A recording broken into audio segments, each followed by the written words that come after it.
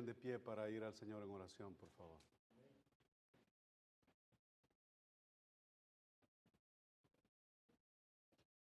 Oramos. Bendito Padre que estás en los cielos, Señor, y que habitas en medio de la alabanza de tu pueblo. Qué privilegio, Señor, el que nosotros tenemos al estar reunidos en este lugar.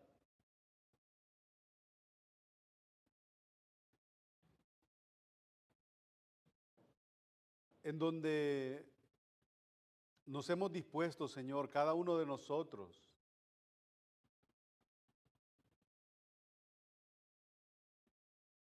en reunirnos por la causa de tu nombre. Para que, Señor, en este tiempo que tenemos por delante, tu nombre sea exaltado, que tu nombre sea alabado, Señor. Ya hemos cantado, Señor, unos cantos en los cuales hemos confesado tu nombre. Y, Señor, tú sabes que cada canto que nosotros elevamos a ti, Señor, es examinado. Que haya teología, Señor, en lo que nosotros cantamos. Que haya, Señor, la cruz siendo exaltada. Tu sacrificio, Señor, siendo anunciado. Tu resurrección, Señor, siendo proclamada. Y hemos hecho eso, Señor, para la gloria de tu nombre. También, Señor, como iglesia y como cada uno de nosotros, una de las maneras también en las cuales nosotros te obedecemos y te adoramos es a través de nuestros bienes. Hemos ofrendado para la causa de la iglesia, del evangelio, Señor, para que la iglesia local siga caminando. Y ahora, Señor, que nos disponemos a abrir tu palabra,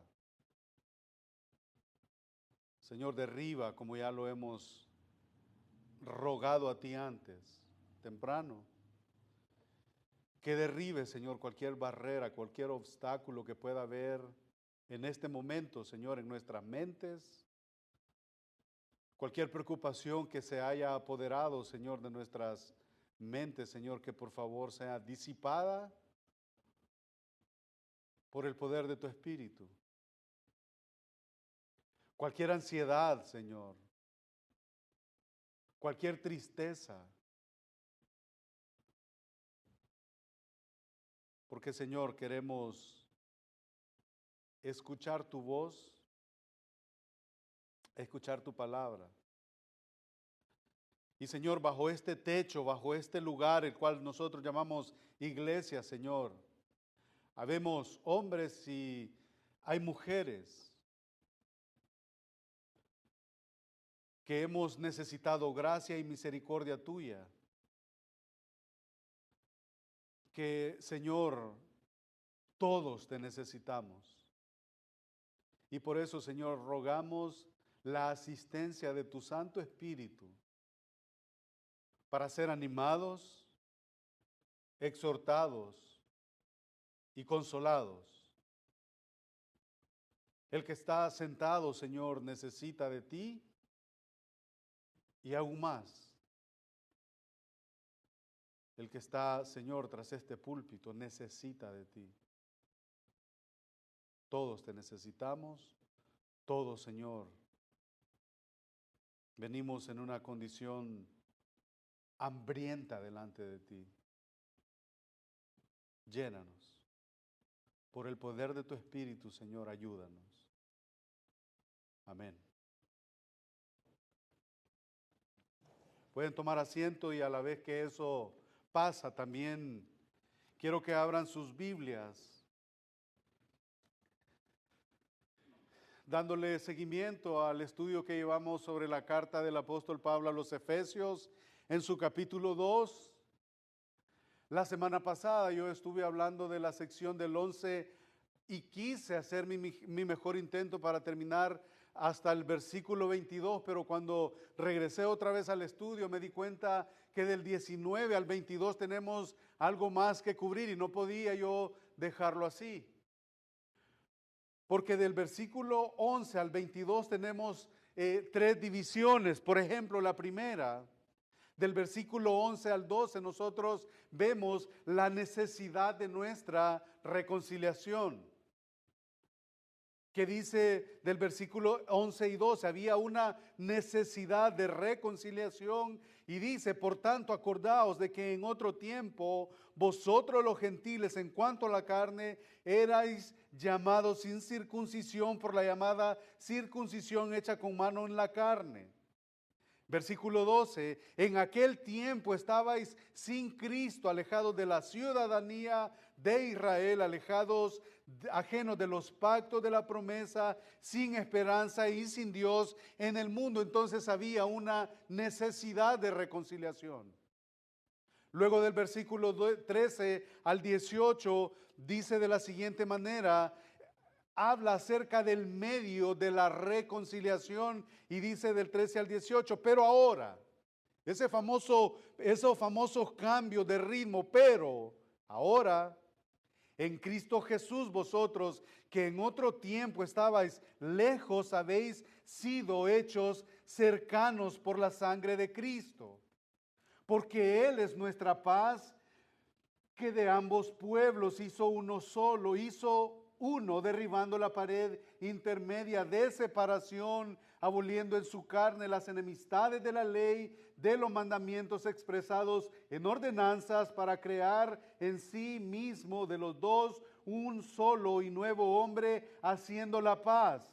Y mediante la cruz, ahí tenemos el medio, y mediante la cruz reconciliar con Dios a ambos en un solo cuerpo, matando en ella las enemistades, y vino y anunció las buenas nuevas de paz a vosotros que estabais lejos y a los que estaban cerca. Dos pueblos ahí, porque por medio de él los unos y los otros tenemos entrada por un mismo espíritu al Padre. Ahí tenemos el medio de nuestra reconciliación. Y lo que vamos a estar considerando ahora es el resultado de lo que eso trae.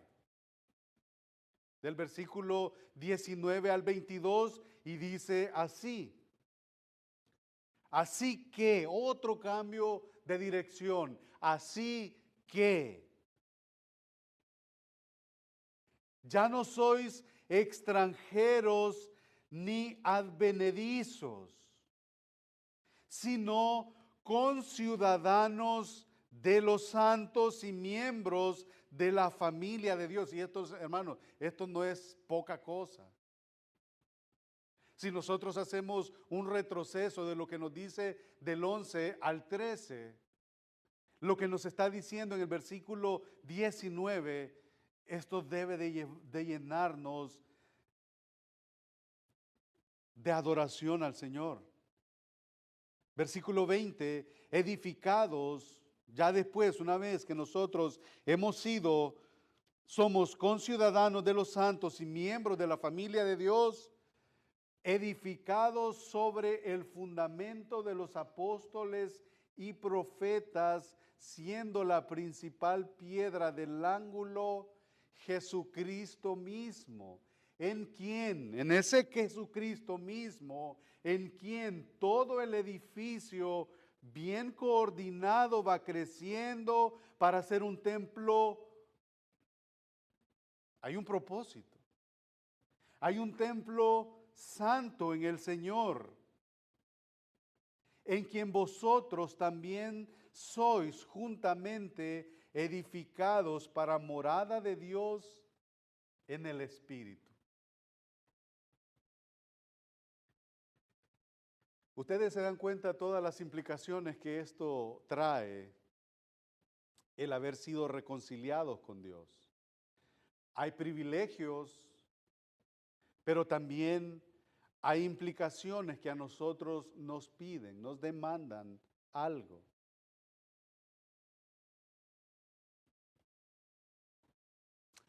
Hay una biografía del presidente, de un expresidente, bueno, de alguien que fue presidente de los Estados Unidos de Norteamérica, y perdón porque no puedo pronunciarlo bien, pero se llama Abraham Lincoln. No sé cómo se pronuncia bien. Y hay una biografía de él, de un incidente que sucede cuando el presidente estaba con un gabinete en una reunión de suma importancia, de importancia crucial. Estaban en la sala del gabinete cuando alguien tocó la puerta. Ahí estaba Willy. ¿Quién era Willy? Willy era el hijo del presidente de 10 años de edad, que quería ver a su padre. Él quería tener acceso a su padre, quería tener comunión con su padre. ¿Qué hizo el presidente Lincoln? Dejó a todos los miembros de su gabinete para ver lo que su amado hijo quería, lo que Willy quería. Willy, en ese momento, aunque la reunión era de suma importancia, Willy era alguien. Tenía identidad. Era más importante que todo su gabinete de gobierno. Esta es la gran verdad que vamos a entender en esta tarde y vamos a tratar de explicar de lo que Cristo es ya una vez Él está establecido en nuestros corazones, que hace que tengamos acceso al Padre, que Él es el Rey y que tiene una enorme autoridad y que tiene un enorme poder sobre su iglesia, sobre sus hijos, sobre su mundo. No hay un resultado que sea más importante para nosotros los creyentes. De la misma manera, al igual que para los incrédulos, no hay otro resultado más importante que el resultado de la obra reconciliadora de Cristo llevado a cabo en la cruz. No hay otra cosa más importante que pueda haber sucedido. A la luz de lo que nosotros ya estudiamos hasta este punto de la carta del apóstol Pablo a los Efesios. Hemos ya nosotros expuesto, no precisamente al considerar esta carta, pero es algo que nosotros hemos entendido ya durante un par de años, que Dios es soberano y no nosotros. ¿Por qué decimos eso?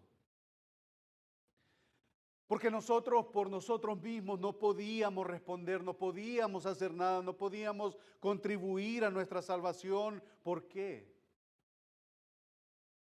Porque estábamos muertos.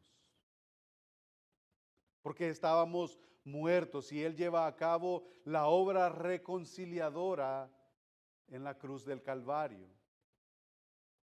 Tener una nacionalidad y formar parte de una familia es lo que nos hace como personas frente a la sociedad, frente a los gobiernos.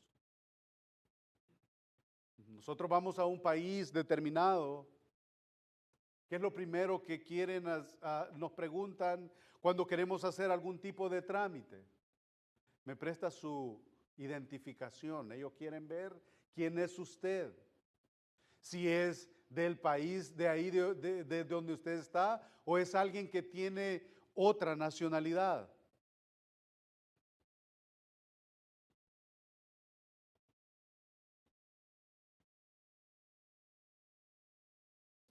Entonces su identidad está sobre una base y si esto es así, o si esto no es así, no habría ningún propósito que se pudiera cumplir dentro de esa comunidad. Pero con la obra reconciliadora de Cristo, ha hecho que la iglesia como pueblo tenga uno de estos aspectos. Ha hecho que su iglesia tenga una nacionalidad, una identidad y que pertenezca a una sola familia y no a cualquier familia. No, que ha hecho que pertenezca a su propia familia, en donde el arquitecto y constructor de todo esto no es otro sino Jesucristo mismo. ¿Y para qué? Para cumplir con ella todos sus propósitos santos. Y el tema que nosotros tenemos y con el que creo que podemos llegar a la conclusión es que esto está hablando acerca de la iglesia, acerca de en términos ya más técnicos, de la eclesiología. Él decide qué sucede en su iglesia, Él decide cómo nosotros hemos de adorarle, Él decide cómo nosotros hemos de acercarnos a Él. Ha habido una obra reconciliadora. Jesucristo ha reconciliado a los hombres con Dios a través de su sacrificio. Entonces ahora nosotros tenemos acceso, y como lo vamos a estar viendo en los versículos 20 y 21, hay un propósito por el cual Él ha hecho todo lo que ha hecho, que nos ha reconciliado. Ya vimos que han habido tres aspectos en esta sección, por lo menos: la necesidad de la reconciliación, el medio de nuestra reconciliación y ahora el resultado de la reconciliación. Y en esta ocasión nos vamos a limitar entonces a exponer solamente el resultado de nuestra reconciliación, que consta de los últimos 4 versículos de este capítulo 2. Y lo haremos bajo algunos encabezados, poniendo o respondiendo a una sola pregunta: ¿cuál es el resultado entonces de nuestra reconciliación? Y el resultado es que tenemos una nueva posición, una nueva identidad. Ahora ya tenemos una ciudadanía. ¿Qué pasaba cuando nosotros estábamos alejados? O sea, éramos lejos. ¿Se acuerdan que el domingo pasado estuvimos hablando acerca de 2 grupos, que uno se llamaba, ahí vienen los judíos? No era una expresión así como nosotros la escuchamos ahora, era algo negativo, algo que, los judíitos ahí vienen. Entonces el Señor acercó a los que estaban, los judíos estaban cerca, aleja a los gentiles y de ellos derriba la pared intermedia de separación que los dividía, y ahora hace un solo cuerpo de ellos, ahí formando a su iglesia. Y el apóstol Pablo está contrastando nuestra condición actual con nuestra condición pasada, y por esto nos dice: así que ya no sois extranjeros ni advenedizos, ustedes ya son conciudadanos, ya son ciudadanos del reino de Dios, ya no son extranjeros. Y lo que esto quiere decir es que sí hubo un tiempo en el que fuimos extranjeros y éramos advenedizos. Hubo un tiempo en el que había una distinción nacional entre el pueblo judío y los gentiles. Hubo un tiempo en el que los judíos llamaban a los gentiles como incircuncisos. Este era un tiempo en el que los gentiles estaban sin Cristo. Era un tiempo en el que estaban alejados de la ciudadanía de Israel, alejados del pueblo de Dios. Era un tiempo en el que los gentiles eran ajenos a los pactos de la promesa. Era un tiempo en el que se encontraban sin esperanza y sin Dios en el mundo. Esa era la condición, esa era la realidad, ese era el estado en el que nacemos después de la caída de nuestros primeros padres, Adán y Eva. Aún el pueblo de Israel, antes de ser el pueblo nacional de Dios, a no ser por la gracia de Dios en Abraham, todos eran paganos, lo mismo que los demás, de manera muy acertada. El apóstol Pablo dice en Romanos capítulo 3, versículo 9, Romanos capítulo 3, versículo 9 dice: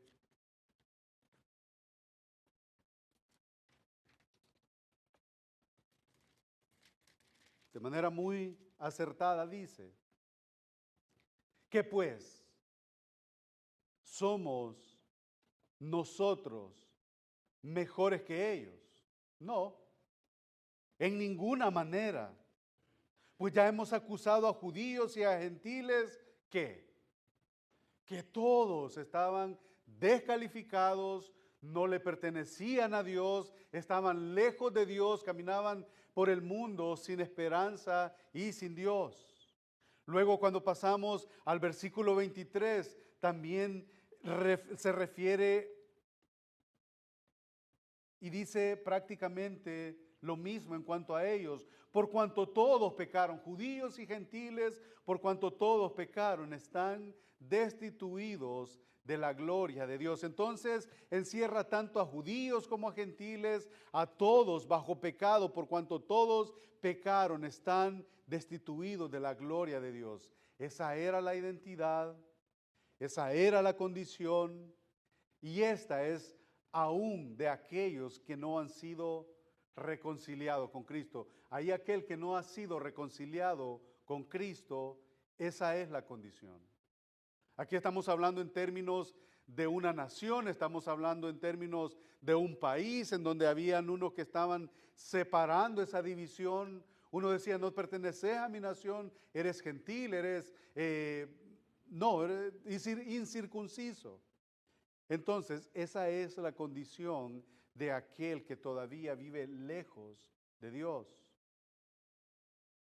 Por gracia es que Israel fue tomado por Dios para hacerlo pueblo suyo, y es por la obra reconciliadora de Cristo en la cruz que muchos de ellos fueron hechos ciudadanos y familia del verdadero pueblo de Dios que está formado de toda lengua, de toda tribu, de toda nación. Por ejemplo, en el Antiguo Testamento, un extranjero, para hablar un poquito acerca de lo que era ser un extranjero, y nosotros conocemos el contexto real de lo que es un extranjero. ¿Qué sucede cuando, y lo digo con propiedad por experiencia propia, cuando uno está en cierta condición migratoria? Vaya usted a un lugar a pedir, por ejemplo, digamos, un crédito. Hay una extranjería que no le permite, no califica, no lo reconocen como un ciudadano. Usted puede ser mejor en términos morales, mejor que un ciudadano norteamericano en términos morales, pero hay un pequeño detalle. Usted no presenta algo que lo identifique y eso lo excluye. En el Antiguo Testamento un extranjero no podía tomar por mujer para él, o una mujer que no fuera, o que fuera israelita, un extranjero no podía. Éxodo 34:16 dice acerca de esto, el extranjero no podía tomar para él a una mujer israelita. Para un extranjero tampoco estaba permitido que ningún tipo de extranjero subiera al trono para gobernar. Debía de ser israelita. Y ese principio también se maneja en la política actual. Si alguien no es un ciudadano norteamericano, él no puede correr para la presidencia. Y de ningún país no sucede, no se puede. Esa es la condición del extranjero. Tampoco les estaba permitido entrar al santuario. ¿Se recuerdan que había esa pared intermedia en el lugar, en el templo? Aquí están los judíos. Había una pared y de esa pared para allá estaban los gentiles. Esos gentiles podían nada más ver de lejos lo que sucedía en el templo. No podían entrar al lugar santo, peor aún, al lugar santísimo donde la presencia de Dios habitaba. El apóstol Pablo, para referirse a un extranjero, en este texto de hoy usa la palabra paroikos, una palabra en el hebreo que estaba, esto se refiere a un extranjero que estaba lejos de ser aceptado como un ciudadano, no calificaba, estaba descalificado para ser un ciudadano. Él era un residente ciertamente extranjero, uno que vivía ahí en el lugar, pero que no se había nacionalizado. Pagaba un impuesto por el privilegio de subsistir en una tierra que no era la suya. Lo mismo sucede ahora. Él era un residente extranjero que no había sido reconocido, no había sido nacionalizado. Así que ellos eran moradores fuera de la casa y fuera de la familia de Dios. ¿A qué nos lleva a pensar esto para pensar un poquito en la aplicación del texto para nosotros hoy en día? Y es menester, es necesario, porque ya hemos mencionado lo que dice, o sea, para un extranjero en el pueblo de Israel no le era permitido tomar a una mujer israelita, tampoco le era permitido subir al templo y querer o aspirar a una posición dentro del templo, tampoco se le permitía el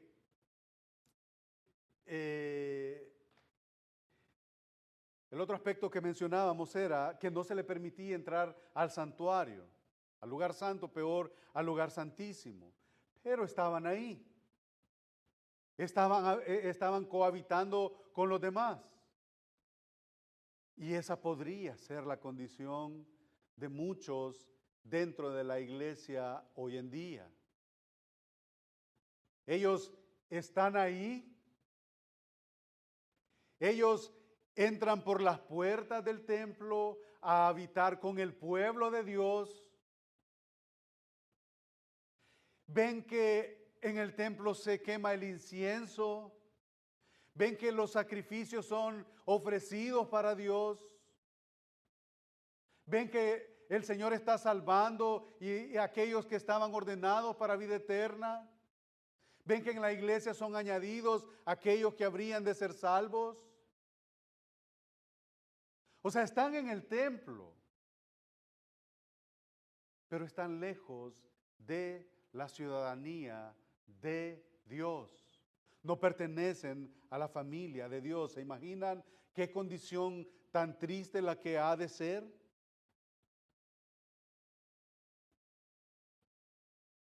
Cuando nacimos nosotros en este mundo, nacimos en pecado. Nacimos en este mundo que cada día va tras sus propias pasiones y deseos, que se envanece cada día en sus razonamientos y que no hay deseo alguno de buscar a Dios porque el ser humano no tiene esa habilidad de buscar a Dios. Aunque viva y aunque esté lleno de salud física, no tiene la habilidad espiritual de buscar a Dios. Nacimos perteneciendo a una ciudad de labios inmundos que no nos guía al lugar donde podemos obtener acceso a esta ciudadanía. Hemos necesitado la obra milagrosa y salvífica y reconciliadora de la cruz del Calvario para obtener la ciudadanía celestial. Y yo esperaría que cada uno de nosotros el día que el Señor venga por su iglesia, en una forma vamos a imaginarla simbólica, como sucede en el mercado nuestro. Usted, como le digo, va a un lugar y dice, yo quiero comprar tal vehículo, pues aquí está mi documento. Ahí está, ok, ¿está bien? Vamos, pasemos al escritorio y empecemos a llenar esto y lo otro. Pero si usted dice, ¿en base a qué querés el vehículo? Oh, bueno, pero que en el día de que el Señor venga por su iglesia, nosotros seamos poseedores de esta ciudadanía. Y eso no es otra cosa aparte de la obra reconciliadora de Cristo, al igual que de los judíos y de los gentiles, que después de ser ciudadanos de un mundo que sigue al príncipe de la potestad del aire, lo cual es Satanás, ahora son llamados hijos del Altísimo. Hijos del Altísimo. Y eso debe de ser y es hermoso para nosotros.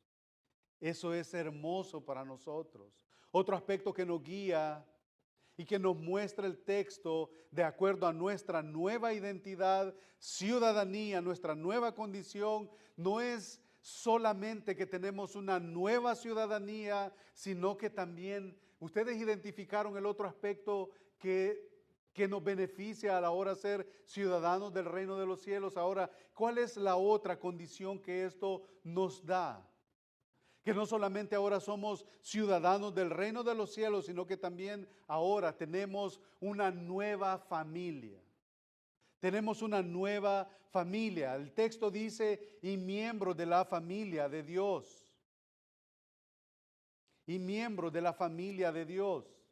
Así que ya no somos extranjeros ni advenedizos, sino conciudadanos de los santos y miembros de la familia de Dios. Eso es otro privilegio que nosotros tenemos.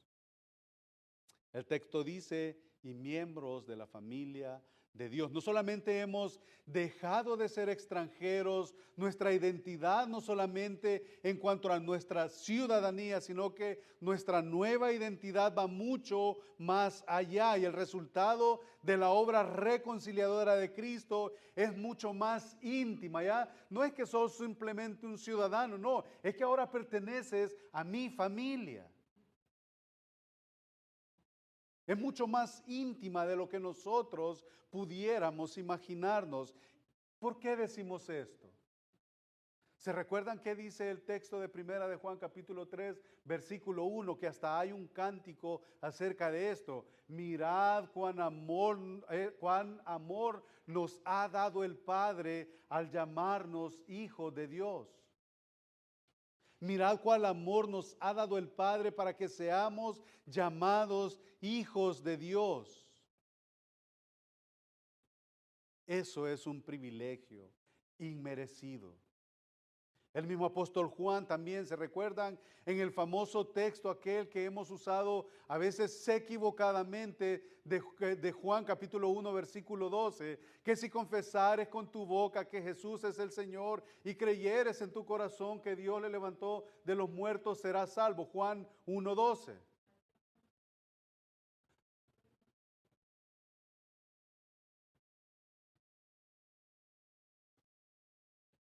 Juan 1:12 dice, mas a todos los que le recibieron, a los que creen en su nombre, les dio potestad de ser hechos hijos de Dios.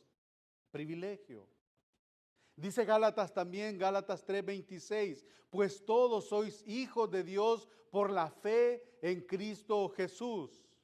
Romanos 8:17 también dice, y si hijos también herederos, herederos de Dios y coherederos con Cristo, si es que padecemos juntamente con Él, para que juntamente con Él seamos glorificados.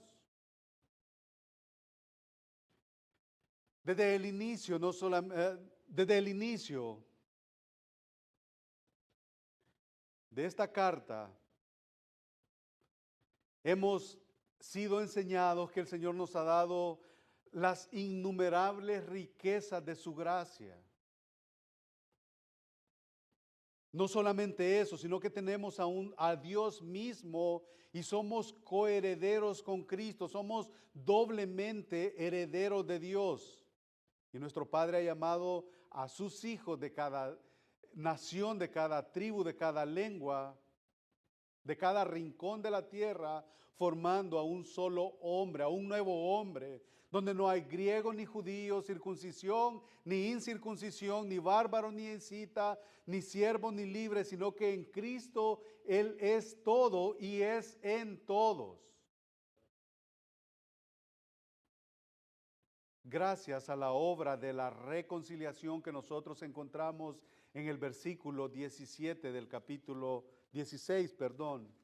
Y mediante la cruz, reconciliar con Dios a ambos en un solo cuerpo, matando en ella las enemistades. Ahí está la reconciliación.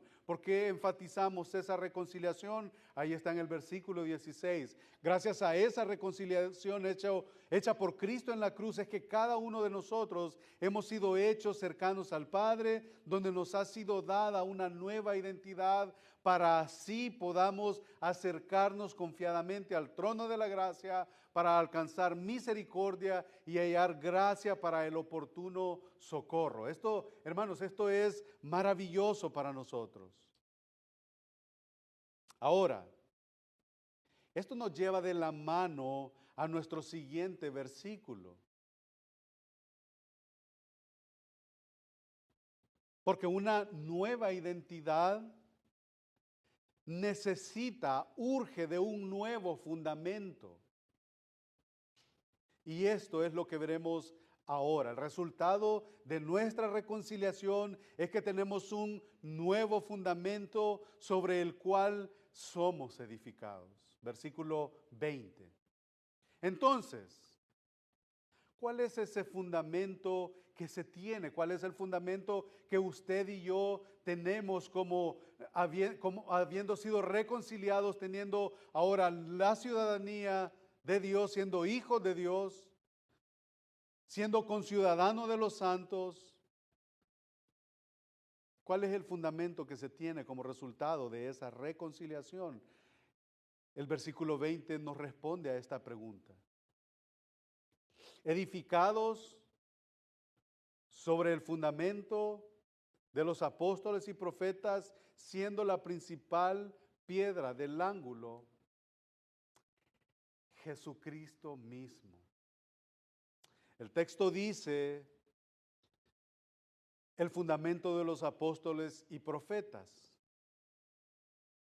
Pablo no puede estarse refiriendo a otros profetas que habían de venir para una nueva revelación. Pablo no puede estarse refiriendo sino a los 12, pero no a las personas en sí mismas, sino a la doctrina que predicaron y escribieron como fundamento de nuestra fe. Pero otra pregunta que surge es, ¿qué era lo que predicaron y escribieron los apóstoles y los profetas, sino a Cristo mismo? En el libro de los Hechos vemos que la predicación de ellos no es otra cosa que la persona y los dichos y los hechos de Jesús. Primera de Corintios capítulo 2 del 2 al 5, ¿qué es lo que dice este conocido texto? Primera de Corintios capítulo 2, versículos del 2 al 5. Dice: Pues me propuse no saber entre vosotros cosa alguna, sino a Jesucristo y a este crucificado, y estuve entre vosotros con debilidad y mucho temor y temblor, y ni mi palabra ni mi predicación fue con palabras persuasivas de humana sabiduría, sino con demostración del Espíritu y de poder, para que vuestra fe no esté fundada en la sabiduría de los hombres, sino en ¿qué? En el poder de Dios. Ahí está nuestro fundamento. Ese es el fundamento de ellos, de los apóstoles y de los profetas, Jesucristo mismo. Entonces, Cristo es el fundamento de los apóstoles. Él es el fundamento. Si ustedes me acompañan o lo anotan o lo buscan en Isaías capítulo 28, versículo 16, la idea es la misma. Capítulo 28 de Isaías, versículo 16. Por tanto, Jehová el Señor dice así: he aquí que yo he puesto en Sión por fundamento una piedra probada, angular, preciosa, de cimiento estable, en el que creyere no se apresure. En otro texto paralelo dice: en el que él creyere no será avergonzado. Lo que dice el salmista. Esta es sobre la piedra donde somos edificados como iglesia y como familia de Dios. Lo que sostiene y sobre la que se trabaja y se edifica a la iglesia es Jesucristo mismo. Él es la cabeza de la iglesia.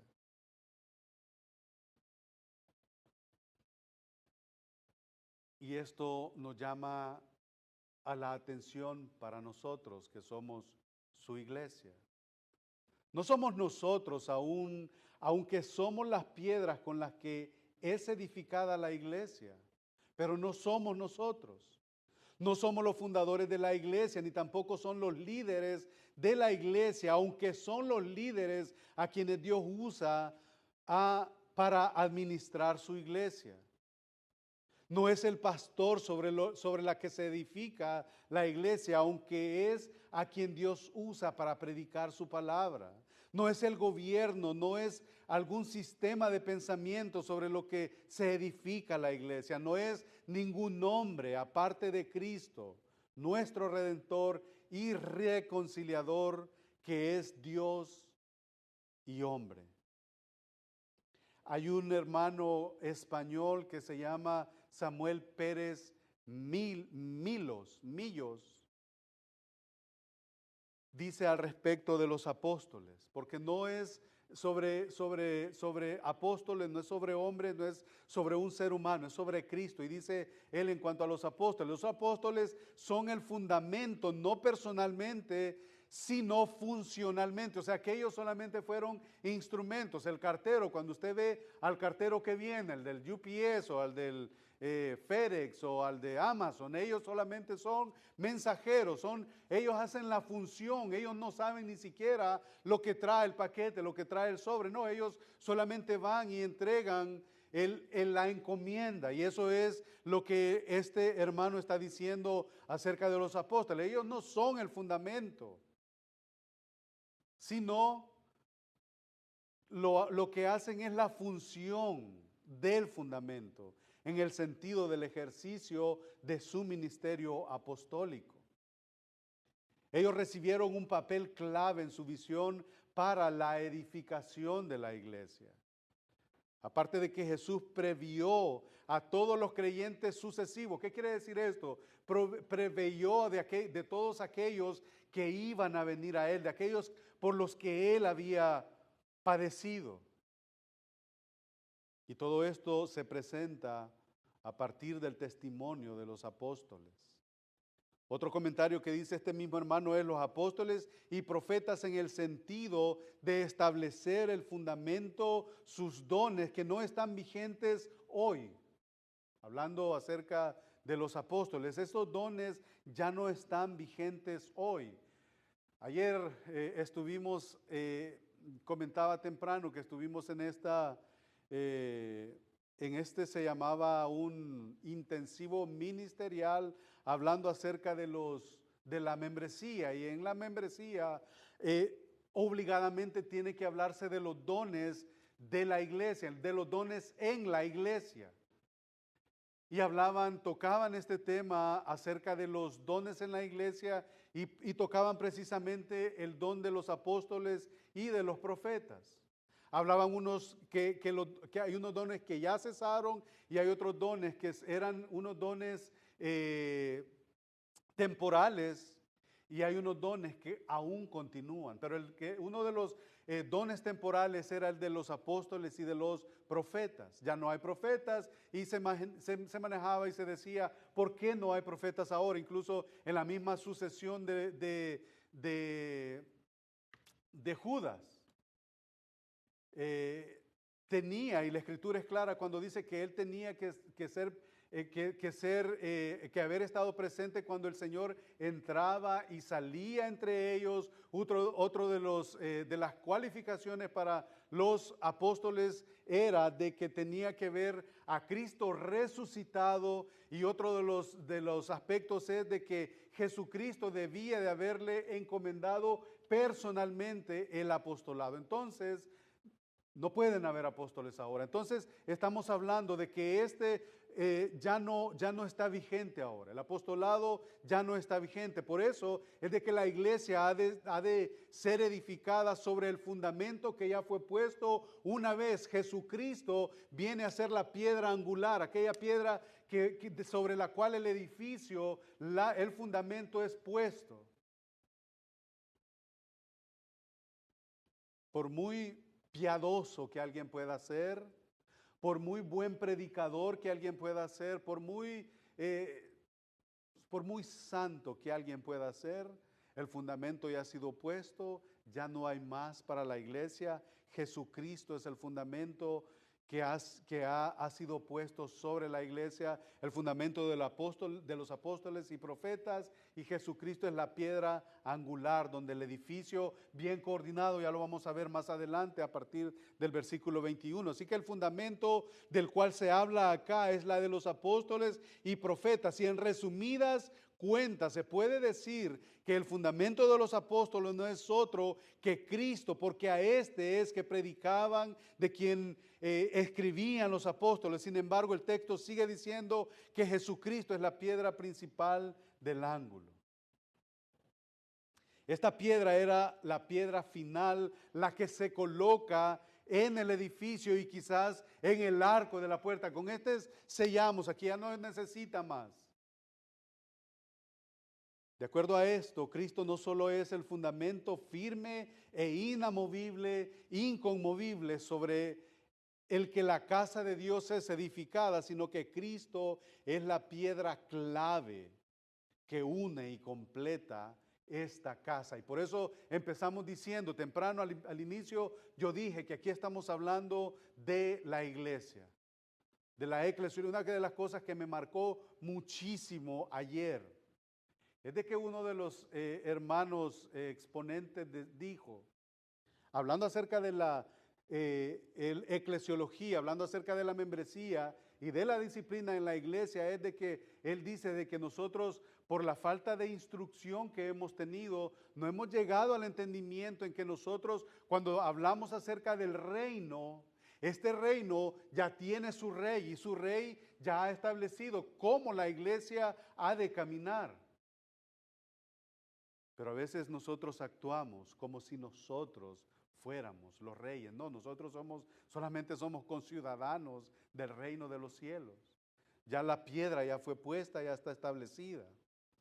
Y en tercer y último lugar, veamos que el resultado de nuestra reconciliación es que tenemos un nuevo propósito por el cual somos edificados, versículos 21 y 22. ¿Cuál es este nuevo propósito? Tras haber sido reconciliados. El nuevo propósito por lo cual somos edificados. Hemos sido reconciliados y ahora estamos siendo edificados. ¿Cuál es ese propósito por el cual somos edificados? Dejemos que el texto lo diga. Versículo 21. ¿En quién? Todo el edificio, bien coordinado, va creciendo. ¿Para qué? Para ser un templo santo en el Señor. Hay algo que no se entienda. En el que la iglesia bien coordinada va madurando, va avanzando, va creciendo. ¿Para qué? Para que ahí entonces, como va creciendo y está siendo bien coordinado y están siendo ordenados, va creciendo para ser un templo santo en el Señor. De manera que la iglesia bien coordinada viene a ser en donde el Señor habita, entre las piedras vivas que somos nosotros, según Primera de Pedro, capítulo 2, versículo 5. Y luego, versículo 22, sigamos leyendo, ¿qué dice?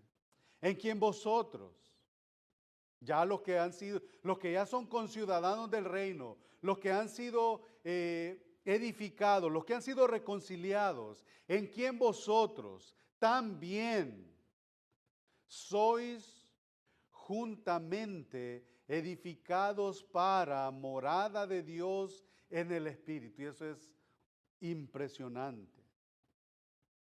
Básicamente el texto nos da una doble respuesta. Es para ser un templo santo y para ser morada de Dios, para ser un templo santo. La casa de Dios que está edificando no es una casa cualquiera, no es una casa común, sino que es un templo santo. Somos edificados sobre ese fundamento de los apóstoles, que no es otro sino Cristo mismo. Este templo es el templo de piedras vivas. Sinclair Ferguson, otro hermano,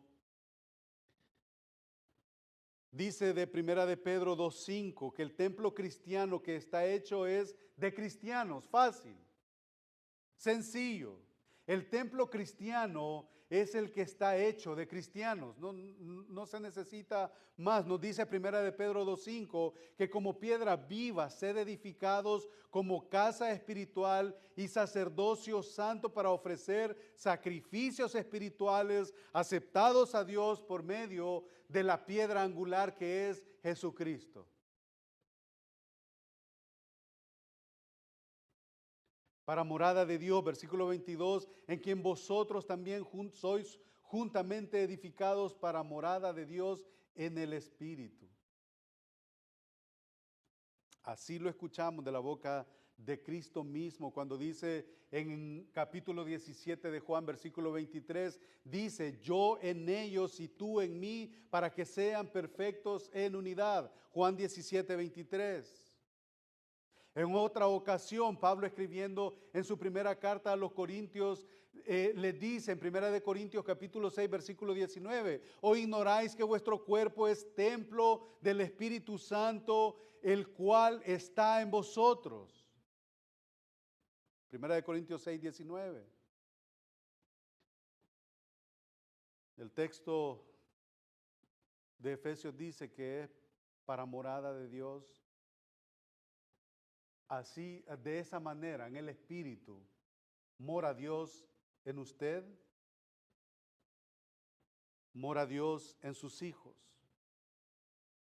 Ahora bien, ser edificados para ser templo santo en el Señor y para morada de Dios en el Espíritu es el mayor privilegio y propósito que podamos tener. No hay forma de cumplir nuestro propósito por el cual fuimos creados que el de glorificar a Dios y gozar de Él para siempre. Eso es maravilloso. Si esto no nos mueve a obediencia y no nos mueve en humillación a agradecer por el regalo de la salvación,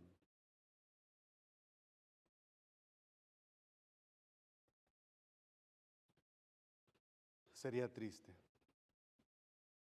Sería triste. Por eso, ya no somos extranjeros, ya no somos forasteros, sino conciudadanos y miembros de la familia de Dios. Hemos sido edificados sobre el fundamento de los apóstoles y profetas, siendo la principal piedra del ángulo Jesucristo mismo. Pablo dice que aquellos de nosotros que hemos venido a Cristo ya no somos extranjeros, ya no somos forasteros. Para empezar, somos conciudadanos de los santos. Ha entrado, usted a este nuevo reino. Ha cambiado su ciudadanía y se encuentra ahora bajo otra autoridad. Nosotros damos por sentado los derechos de la ciudadanía norteamericana o salvadoreña o mexicana. Llegamos a un lugar y México tiene un privilegio en otro país. ¿Usted con qué orgullo llega y dice, no orgullo, sino con qué privilegio usted llega y dice, soy mexicano, soy acreedor del privilegio que tienen los mexicanos? Y damos por sentado esas cosas. De tal manera que casi nos hemos olvidado del hecho que nos encontramos bajo autoridad. El gobierno tiene ciertos poderes sobre nosotros. Nos encontramos bajo autoridad. Y esa es la primera característica de la ciudadanía que tenemos. Entonces, esto de ser ciudadanos del reino de los cielos también implica, sí, privilegios, pero también hay ciertas demandas. Hemos dicho antes que venir al Señor, y yo cité a Juan 1:12, en donde dice: mas a todos los que le recibieron, a los que creen en su nombre, les dio potestad de ser hechos hijos de Dios. Pero no es precisamente por haber hecho una oración o por venir a la iglesia, no. Creer en el nombre de Dios, eso tiene sus implicaciones. Si yo digo amar a mi esposa, eso tiene sus implicaciones. Tiene que haber un amor sacrificial. Si yo digo amar a mis hijos, también hay un amor sacrificial. Hay demandas que yo tengo para poder hacer realidad que yo en verdad les amo. De la misma manera, el ser llamados hijos de Dios tiene demandas. No es porque yo vengo a una iglesia, no es porque no. O es porque yo vengo y pongo cierta cantidad de dinero en una iglesia. No, hay demandas. Esa confesión de que sí yo creo en el Señor, hay demandas. No solamente es creer, es necesario obedecer. Obedecer. ¿Es ciudadano del reino de los cielos? Sería la pregunta. Y a manera de conclusión,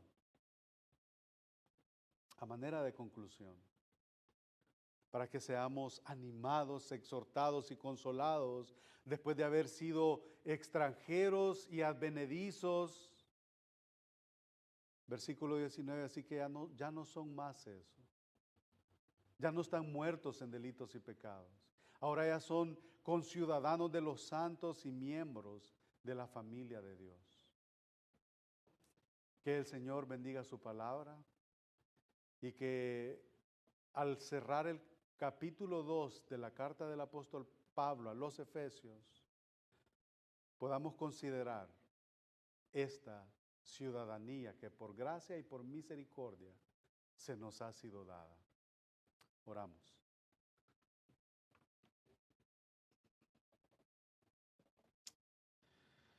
Una vez más, Señor, te agradecemos por este incomparable amor con el cual nos has amado. Un amor, Señor, que no podemos medir, no hay la capacidad humana para hacerlo.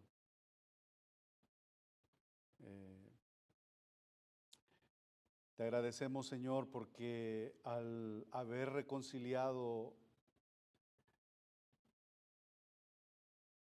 a los hombres con el Padre, tenemos una nueva ciudadanía. Una ciudadanía que no caduca. Una ciudadanía que no fracasa. Una ciudadanía que nos da todos los tesoros que tenemos en Cristo. Nos has hecho sentar en lugares celestiales con Cristo. Nos has incluido en la iglesia, en donde la iglesia es edificada a través de las piedras vivas que somos nosotros. En donde el edificio bien coordinado va creciendo. En donde vienes y habitas en el Espíritu en tu iglesia. Te agradecemos, Señor, por el privilegio que nos has dado de estar en esta tarde reunidos. Que tu nombre sea exaltado, Señor, a través de esta enseñanza. Tú eres la piedra que los edificadores desecharon. Pero que, Señor, tú abriste nuestros ojos y hemos reconocido nosotros la piedra sobre la cual la iglesia es edificada. Te agradecemos, Señor, por todo. Trae, Señor, convicción de pecado a cada uno de nosotros. Anima, Señor, a aquellos que están desalentados. Fortalece a aquellos que están firmes, peleando y llevando a cabo la batalla de la fe, Señor. Y vivifica, Señor, a aquellos que podrían estar muertos espiritualmente en esta tarde. Porque te lo pedimos, Señor, por los méritos de tu Hijo Jesucristo, la piedra angular. Amén. Amén. Dios les bendiga, hermanos. ¿Por qué no nos ponemos de pie y vamos a cantar el último canto en Jesucristo, el Rey de paz? En Jesucristo, el Rey de paz. Lo cantamos. En Jesucristo, el Rey de paz, en horas negras de tempestad, hallan las almas dulces olas, grato consuelo y felicidad. Gloria cantemos al Redentor, que por nosotros quiso morir, y que la gracia del Salvador siempre dirija nuestro vivir. En nuestras luchas, en el dolor, en tristes horas de tentación, calma le infunde santo fervor, nuestros alientos al corazón. Gloria cantemos al Redentor, que por nosotros quiso morir, y que la gracia del Salvador siempre dirija nuestro vivir. Cuando en la lucha falta la fe y a veces desfallecer, Cristo nos dice: siempre os daré gracia divina, santo poder. Gloria cantemos al Redentor, que por nosotros quiso morir, y que la gracia del Salvador siempre dirija nuestro vivir.